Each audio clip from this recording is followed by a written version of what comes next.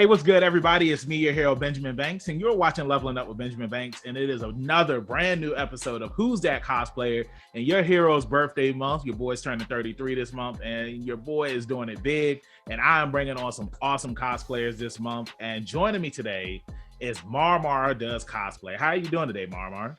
Hi, I'm doing all right. Just came off of work. Hey, I totally understand that. I just finished working out. You just got off of work. And we're about to do an amazing interview. So thank you so much for joining me up here today. Yeah, no, thank you so much for having me. I know I think we have a friend in common, B. Yes. Yeah, they came to me about it and stuff. And I was like, oh, hell yeah. And you interviewed Best Demi Guys, who is also another mutual of mine. Mm-hmm. Hey, and you know, that's what I do up here, especially when it comes to JoJo's Bizarre Adventure. You already know that that's my favorite anime. It's in my top 5. And you already know when we're doing a JoJo interview, it's going to be an awesome interview. So also, too, because you did mention B and Best Demi Guys, make sure that you check out their interviews. They are here on the YouTube channel. And they've also, B has joined me on countless other video reviews and stuff like that. So make sure that you check out their stuff. So before we get into this interview, make sure that you like this video, you subscribe to the channel, and you hit that bell button so that way you're always notified when we have new content here on Leveling Up with Benjamin Banks. And as D always says, podcast link down in the description. Like, follow, subscribe. So let's go ahead and get into this interview. So Marmar, something that I do up here with all of our guests on Who's That Cosplayer or the podcast as well is I ask, what is your origin story? So tell everybody who Marmardoescosplay is.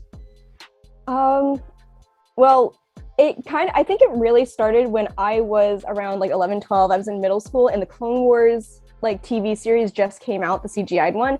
And I was obsessed with Ahsoka Tano. So for Halloween, I came to my parents and I'm like, I want to dress up. I didn't know what cosplay was at the time. I was like, I want to be Ahsoka for Halloween. And they're like, how in the hell are we going to do that? And we thrifted everything.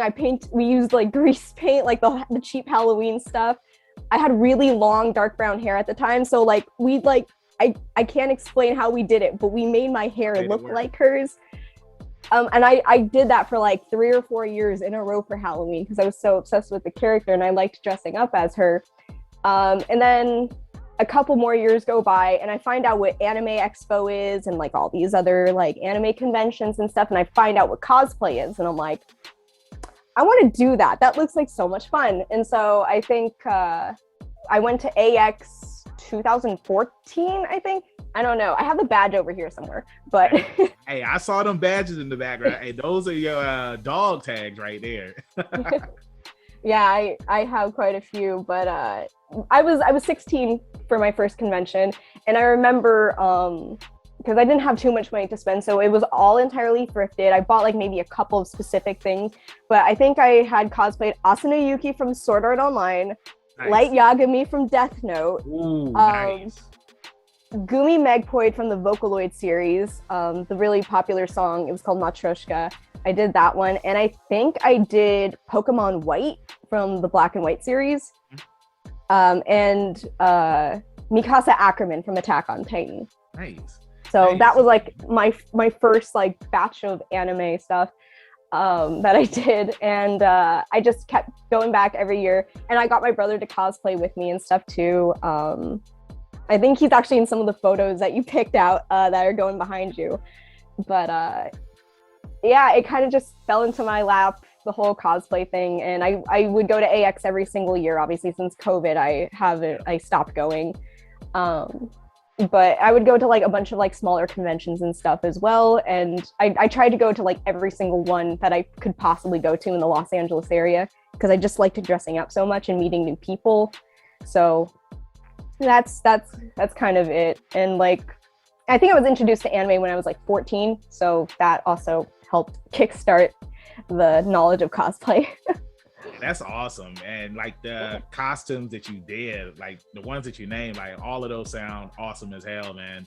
Now I want to kind of piggyback off of something that you had said before we dive deeper into the interview, but you had mentioned Ahsoka. And she was just on The Mandalorian. Rosario Dawson is going to be playing her up there. Are you excited about the Ahsoka series that's going to be coming out?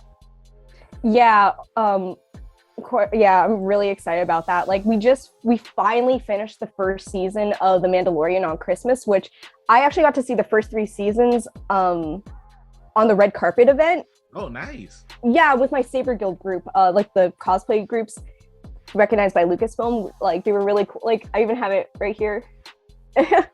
Nice. Yo, that's awesome, man. It was one of my favorite things ever, and so I really do love The Mandalorian a lot. So I know like all the characters that show up in the second season, so I'm really excited to like get to see all of that. Yeah, it's like when you said that y'all just watched the first season, I was just like, oh no, I just spoiled it. No, it's fine. I already knew about some stuff that showed up, so no worries. I'm not too like no spoilers. Yeah, no, but yeah, I'm excited about seeing that series. I'm excited about seeing season 3 of The Mandalorian because it's such a really good show. I love where the Star Wars universe is going right now. You have the Book of Boba Fett, and right. I think what else is supposed to be coming out. I think that there was something else that was Star Wars related that got mentioned. I think it's some video games or something like that that's coming out. There is a new video game coming out, and I know there's talk about the Obi-Wan Kenobi series as well. There we go. Thank you so much. Thank you. And I'm really excited about the Obi-Wan Kenobi series because I loved Obi-Wan in the prequel movies. I know a lot of people weren't really fans of the prequels, but I enjoyed them, and they're just bah humbug to them. I love that. And then we have Hayden Christensen returning, and me and one of my friends was just talking about this, but it's like I never understood. Of course, when I watched these movies, I was a kid. I never understood the hate that he got. Like I thought he was cool as Anakin Skywalker. I thought he did a good job, and I can't wait to see him in the Obi-Wan Kenobi show. Yeah, I think the biggest criticism, I love the prequels with all my heart. I think my only criticism is George Lucas is a good like creator and like he developed the whole universe and it's really good, but I don't think he was the best director when it came to like the newer actors like Hayden Christensen and Natalie Portman. Yeah. But I mean, I can see that. Yeah, that's like my only like real criticism. The prequels are fun. I love Revenge of the Sith and Phantom Menace and Attack of the Clones. I like all of them. It's just weird when people kind of trash those, and then now we have the new trilogy that came out, and it's like the people that trash the prequels, it's just like, no, the prequels are good, so but to get back into the interview, so when you went to your first con, like how was it? Like how was the experience of just being there, seeing all these people dressed up in costumes and whatnot? Like let's talk about that. It was really overwhelming. I think before that the biggest like thing I ever went to was like a Taylor Swift concert when I was like I just turned 16, and that was like the biggest thing I'd ever done. So like seeing a convention and like AX gets really crowded. It's more crowded than ever these days, but like it was like wall to wall like people. And like the lines were so long, and it was so hot too because it's 4th of July weekend. But it was an experience. I bought a lot of merchandise. I still have some of the art prints from my first AX on my wall. And stuff. So like it was definitely a really good first experience. I didn't make a lot of friends that year, probably because like I was so new to it. It was just me, my mom, and my brother that went. But yeah, like going to all the meetups were like really fun and like cool. That was probably my favorite part, was the meetups and getting to do like photo ops with all these other cosplayers. Yeah, I know at NecoCon last year, I missed the My Hero Academia meetup, but I did do the JoJo's Bizarre Adventure meetup, and it was just so awesome. And I don't know, it's just something about JoJo fans. You know what I'm saying? It's like the fandom is fantastic. And I loved how when everybody went up there to take their pictures, whether it was with, whatever part that they were doing, if they wanted to do some custom stuff or Joe Bros and stuff, like everybody got cheered for. And I was just like, yo, this is awesome. Like I've always gone to cons, but I've never done a meetup because it's like the costumes that I cosplayed in originally, like they were just, easy cosplays. But, this was, not this, but last year was the first time that I had did anime costumes. And I was just like, yo, like this experience is awesome. So, you say you went to the cons at first and, you did cosplay and whatnot, but it was, you were overwhelmed because there was just so much going on. But Yeah. What's the difference from, you know, when you first started to when you go to the cons now? I think I see the lines and I'm like, yep, same everything. It's a bit easier now though, because I found it was my second year of AX where I found out that handicap placards and ADA special needs and stuff got like priority line. So that was like way easier on me and my mom. So like it got a little bit easier with that. So it's like, oh, I can like go do more shopping or check out like the dealer's hall more, and got to experience more things. But it's just this has happened so many years in a row, especially with AX. I go to Google Docs and I find like all the meetups, all the panels I want to go to, and I make a color-coded like Google Doc like layout just so I can like keep track of everything, so I don't have to keep track of the website. Yeah. So like I plan everything, especially if it's like a 4-day event. It's very intense. My brother will attest. I know because I'm going to Ichiban Con this year, and one of my friends, he had sent me like a chart of everything that's going on, and I agree with you. It's like you want to make sure that you look at everything, because if you don't, then you're going to miss out on something. And yeah. I remember like the first time I had went to NecoCon here in Virginia, and there was so much going on. I didn't know what area I wanted to go to. Then you have certain stuff going on at different times and whatnot, and it's just like like how did I miss this? Like how did I not know that there was a Gundam thing going on? And you know, I agree with you. It's just like it's cool to have everything planned out on how you're going to do everything, so that way you don't miss stuff. Because the last thing you want to do is cosplay as one of your favorite characters, and then you miss a meetup because you didn't know about it. But also too, I think it's cool when people see you cosplaying as a certain character and they're just like, hey, there's going to be a meetup here. There's going to be a meetup. Yeah. Like, I was so disappointed last year when I dressed up as Deku, and everybody kept on telling me, hey, are you coming to the My Hero Academia meetup? And I was just like, no, I have a wedding that I have to go to, so I'm not going to be able to do it. But hopefully when I go to Ichiban Con, you know, I can do my Deku cosplay and do a My Hero Academia stuff, because one of the things I love about cosplaying is just being the characters. And, you know, that's, you know, one of the things that I love. So I want to ask you, because I've seen like all of the amazing costumes that you have on your Instagram page, and there's one of them that just popped up, Dio. Now I want to ask you, what is like top 3? No, you know, because you have a lot. Top 5 cosplays that you've done that are your favorites. God, that's so hard. Hey, and that's what your boy does. I ask the hard questions. Let's see. This is not going to be in any particular order, because I do love pretty much all my cosplays equally. I think Dio, particularly Phantom Blood Dio, either Child or the vampire one, are very special to me because they're the first Jojo cosplay like I ever did. I watched Phantom Blood, I saw Dio, and I'm like, that's the one I'm going to cosplay. Are you serious? So now, I hope that you weren't happy when he kicked Danny. I wasn't happy, and I wasn't happy with how Phantom Blood ended, but he's just a fun character. He is. Everybody loves Dio, especially Poochie. He loves Dio. But definitely Phantom Blood Dio is up there. Junko Enoshima from Danganronpa is also very special to me. It was like kind of the first like big cosplay that I did that I kind of got known for. Like I went to a New Year's party, a cosplay party, and someone recognized me because of my Junko cosplay. They're like, is that Marmardoescosplay? And I'm like, hi. Yeah, that's me. Turns out we had met at like Anime California, so that was fun. So definitely Dio and Junko, which is kind of funny because they were like kind of like similar characters in a way. Then I don't have the full costume yet, but I do have the wig finish for her. I do have Jolene Cujo. She isn't even finished yet, and she's already like up there as one of my favorites.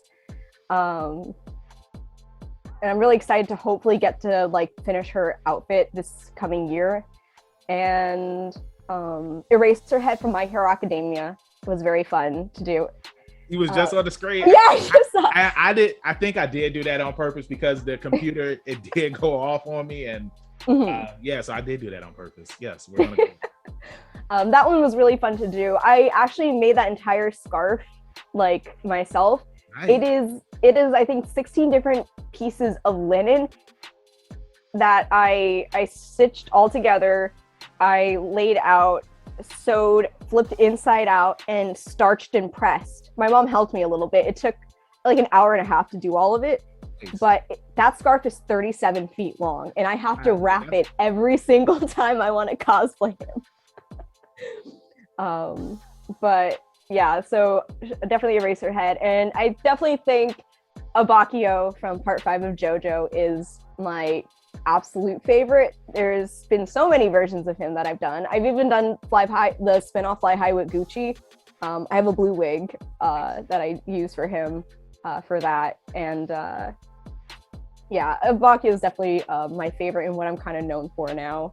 I feel like that's always awesome when it's like, you know, you have so many costumes that you do, but it's just like everybody knows that this is the one. This is what I'm known for. And yeah, your Abakio cosplay, it looks amazing. And thank God that I said the name right, because we did a part 6 review. It was me, also you know, former guest on Who's That Cosplayer B, Sailor Tay Cosplay, and Starry Arcana.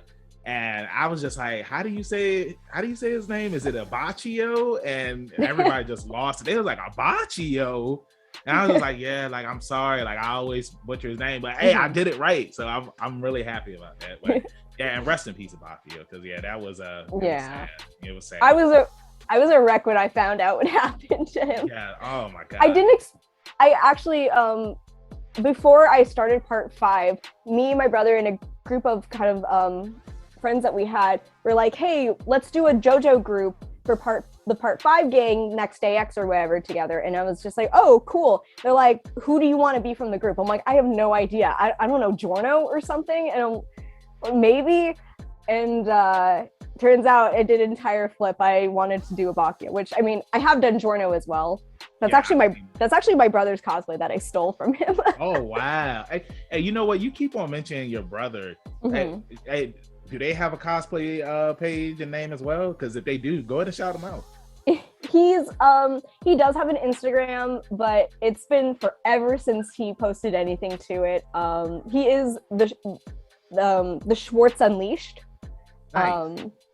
Because the Force Unleashed was his favorite video game. But yeah, it's the Schwartz Unleashed with little dots between. He takes most of my photos if they're not like selfie style. And yeah, what we've done Jonathan and Dio together. We've done Giorno and Abakio together.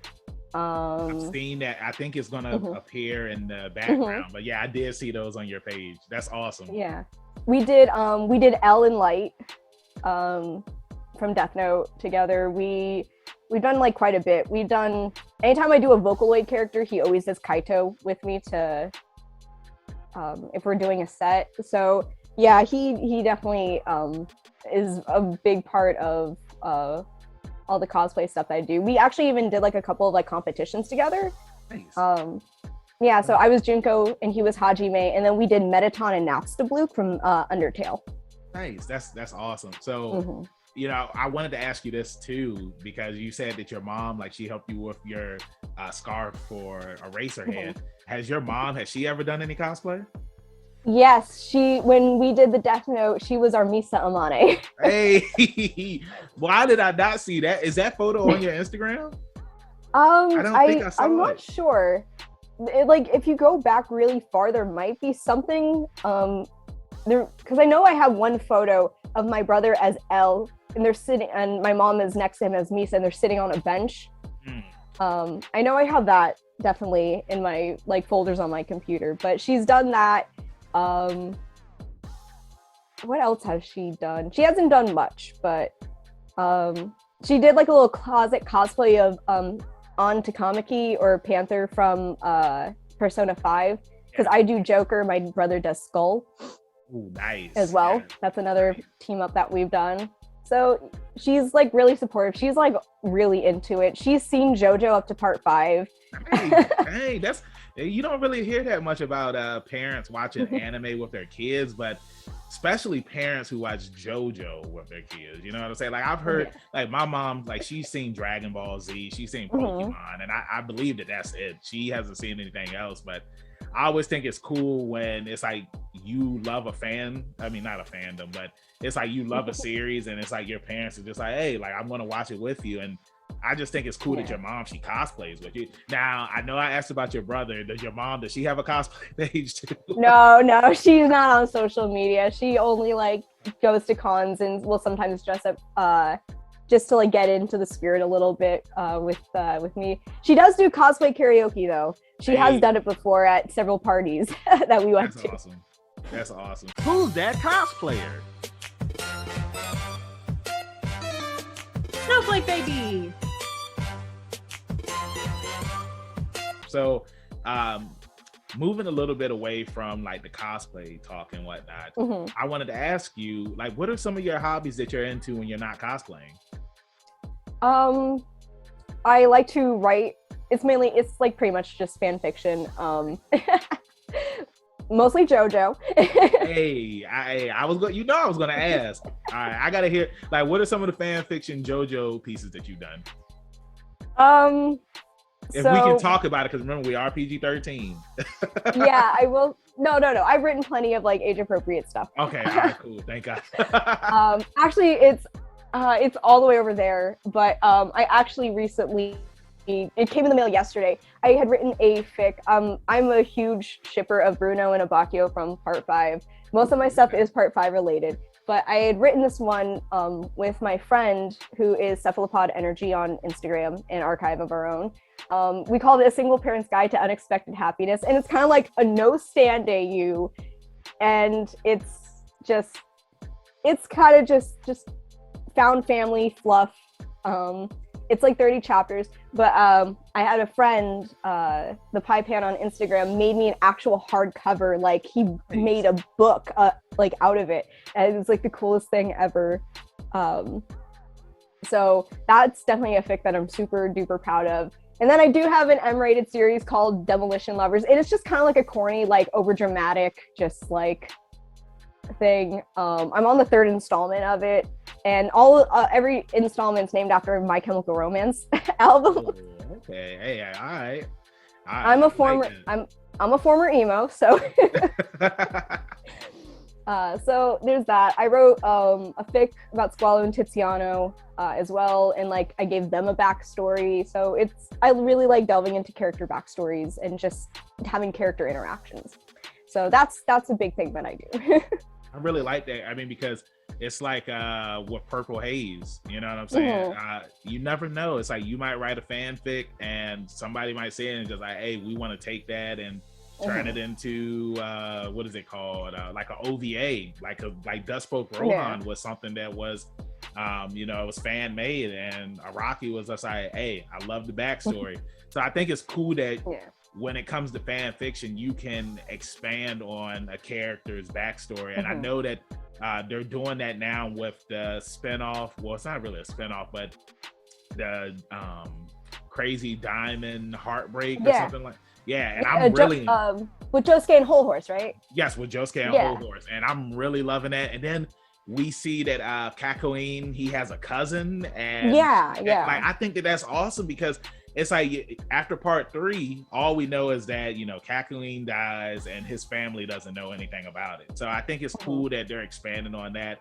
And also, I mean, continue telling me what some of your other hobbies are, because you already know that I'm about to get to the JoJo stuff. I'm trying to stay calm. I'm trying to stay calm because I want to get to the JoJo stuff. But yeah, what are some of your other hobbies that you're into? I really love to crochet. I picked it up like late spring over the summer. I inherited a bunch of my everything that my grandmother had.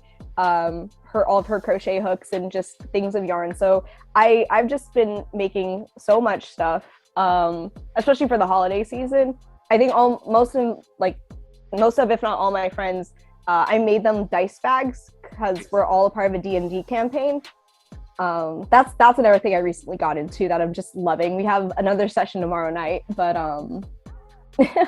I know D&D is something that one of my friends, he keeps trying to get me to start playing, and I've never been into tabletop games and stuff, but I just hear all this cool stuff about D&D, and I'm just like, what am I waiting for? I do know that you know, it is time consuming, and you know, I'm usually always busy with stuff, so I would definitely have to like set a lot of time to the side so that way that I can play D&D, because I mean, from the stuff that I see, like it looks cool, you know, making your own character and then going through these dungeons and everything like that. So I just think that it's cool, and maybe one day I will sit down and play with some of my friends, you know? Yeah, no, absolutely. Like, I'm still very much new to the game. Me and my best friend, we just got into it like last month. We built our character sheets and everything on D&D Beyond. I have a half-elf sorcerer, and he is my baby. What's his name? His name's Thalion. Hey, I love that name. That sounds awesome. It sounds sophisticated. Thalion. I like it. Thank you. Yeah, you're welcome. But yeah, so those are kind of like three of the big things. I also do sketch art and digital art and stuff like that, but I haven't really touched it in a while. I did do I was a moderator. I did have a JoJo's Bizarre Adventure summer themed zine. It was free that I put together, and me and my best friend are also working on a fantasy core JoJo's Bizarre Adventure fanzine that we want to do as well. So yeah, all of that sounds cool, man. So, you know, talking about working on stuff and doing stuff with your friends, one of the things that B had mentioned to me before, you know, we became friends on Instagram was that, you know, you have your own con that you run called Passion Con. So, you know, tell everybody that's watching like the history of how it was made and, you know, what's it all about? So the way it began is actually very unfortunate. We had all been involved. It was originally me. Their current username is now Peachy Dolce. The Emerald Splashy, Max Ventures, and who else? Another cosplayer I'd rather not talk about for personal reasons. And there was just a whole bunch of us. We were a part of this con called Road Roller Con, and basically I was kind of doing most of, if not all, the work. We found out that this person that was running it was like a 12-year-old kid, and we're like, oh no. It was not good. Yeah. We kind of were like, hey, we think you should just let us handle this con because you're not doing anything as a moderator. It was a whole thing. They ended up getting their mother and their aunt involved. They sent messages cussing me out when I was like, I'm out if you're going to be going to do this. Stickler. The con ended up happening. It did not go well. The kid ended up not even showing up. So we kind of moved on. We took all the ideas that we had for this con and we put it into what we called Passione Con. And Arts are as well. My best friend, she helped do like all the art. Me and her did the logo for it. It was just a lot of fun. We gathered up everybody that had kind of gotten a little screwed over from this Road Roller Con thing, and we just made something out of it. We're not really doing events anymore because like cons are happening again and people are getting busy with work and stuff, but like it was a really fun thing to do during the lockdown. We had 2 summer events, 2 winter events, a Halloween event, and a Valentine's Day event. And we all like named it after like the Halloween event was called the Black Sabbath Masquerade after the Stand Black Sabbath. And we had the White the White Album Ball after Ghiaccio Stand. And we had for a Valentine's Day event was called Date Night in Venezia. Which like most of our panels and stuff, we do have a YouTube channel that we upload our panels to. It is just Passione Con, and I think our logo is like a rose with a ladybug on it that we drew. Nice. So it was like, it's a lot of fun. It's a lot to organize. I did all the scheduling and I put together a little digital guidebook, and we had like panel submissions and artist alley submissions and stuff. And it was all run through a Discord server, and we would do Zoom calls kind of like this. Yeah. Where we would do in-character stuff. We would have people that did crafting. We would have artists that would come and do fun little challenge things and stuff. So it was just a really fun like community event thing to do.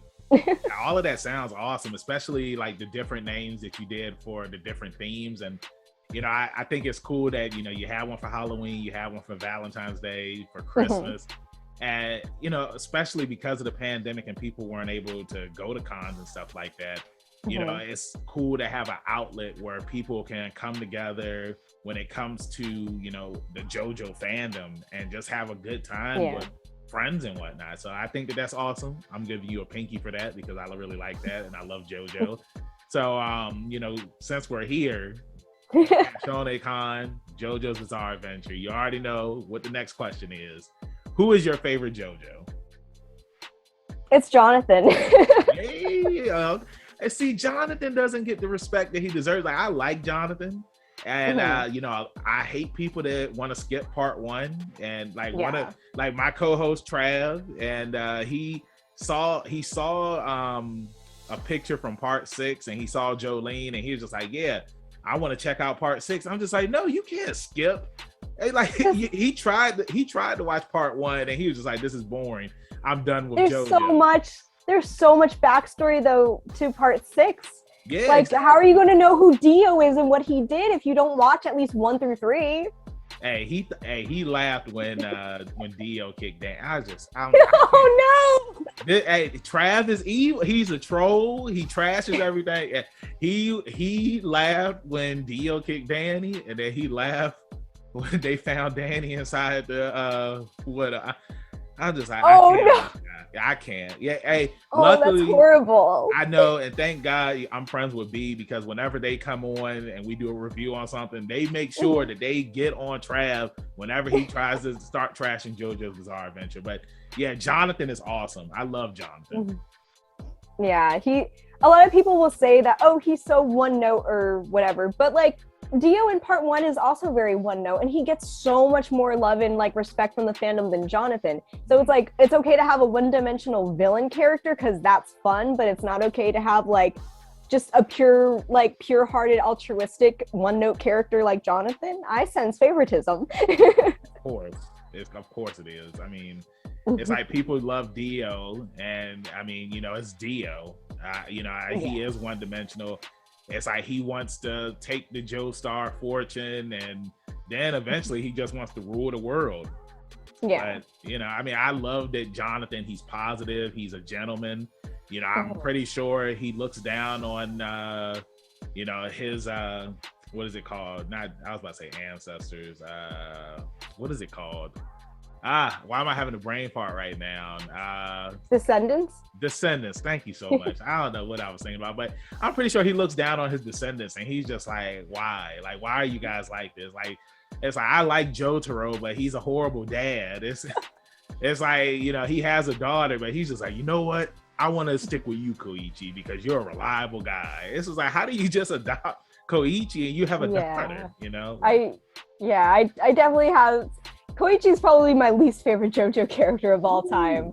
I know it's very controversial to say. I've never heard that one before. Why don't you like Koichi? Can I swear? He's what? No, I was about to say, I just asked like, oh, can I like say a swear word? Yes, go ahead. I just think he's a little shit. You Koichi fans, you know, I hope that y'all aren't mad what Marmar said. I mean, I think Koichi... I'm sorry. I respect people's opinions if they like him, but I can't bring myself to like him. But he's a reliable guy. He got Jotaro injured because he didn't listen to him. Yeah, that is true. But I mean, I like Koichi. And I mean, it's funny because it's like part 4, which is my favorite part. It's like Josuke is supposed to be the main character, but when you really think about it, it's like Koichi's kind of the main character. That was the biggest problem I had with part 4. Is that Koichi was the main character instead of Koichi was Gohan and Josuke was Goku. And you know, in Dragon Ball Z, it's like Goku's supposed to be the main character, but it's like Gohan was pretty much the main character in Dragon Ball Z. So like that's how I look at Koichi. And also too, Koichi is kind of a reference to Gohan because in one of the manga panels he has like the purple outfit, and when his hair spikes up it turns gold, like when Gohan goes Super Saiyan 2. So you know, it's a Dragon Ball Z reference in JoJo. But also too, it's like Josuke's my favorite JoJo, but it's like he doesn't even defeat his main villain. It's like Jotaro defeats him. Yeah. So. Yeah. Definitely. Yeah. Josuke definitely deserved far more of a spotlight. I would have liked part 4 so much better if Josuke was more front and center. Yes. Yeah. I mean, he does have his parts, which is why I like him. And also too, with the new manga that's out, like I'm like as soon as I saw Josuke appear, like my jaw dropped because I was just like, yes, like that's my favorite Josuke. Now I want to ask you, because you already said who your favorite JoJo is. What is your favorite part? It's kind of a mix between 1 and 5, but 6 is like right there. I think once I see more of the anime, like because I read through the manga, but when I see like part 6 is like pretty much up there. It's really hard to pick just one singular part for me because like they all have like really good stuff in each one. Okay. All like, right. Even if I don't like a part more than others, like there's still something I can like love in every single part. Yeah, no, I can respect that. Now, who's your favorite villain in JoJo's Bizarre Adventure? It's Dio. But which Dio, part 1 or part 3?